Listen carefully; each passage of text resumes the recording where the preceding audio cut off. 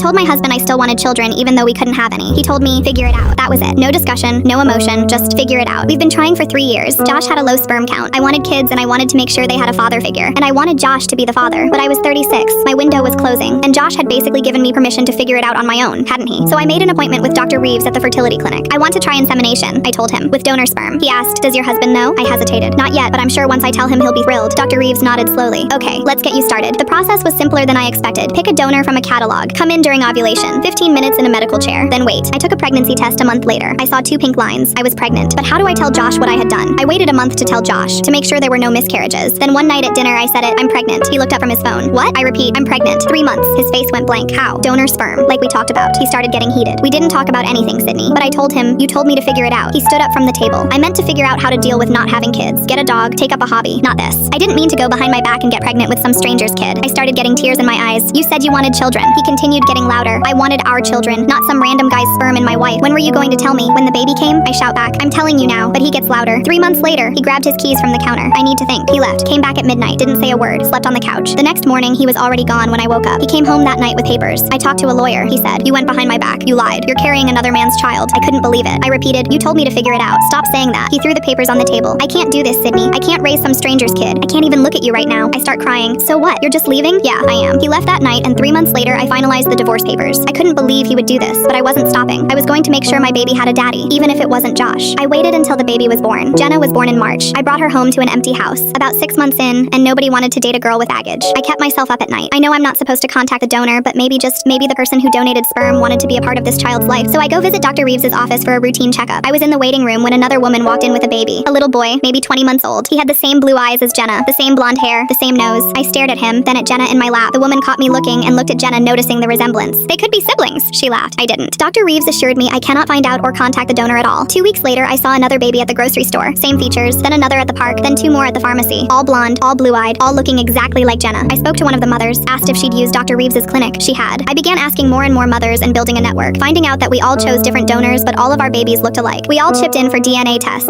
17 children all came back as being half-siblings with the same biological father. The story broke 6 months later. Dr. Reeves had been using his own sperm. 75 women, 75 children who looked just like him.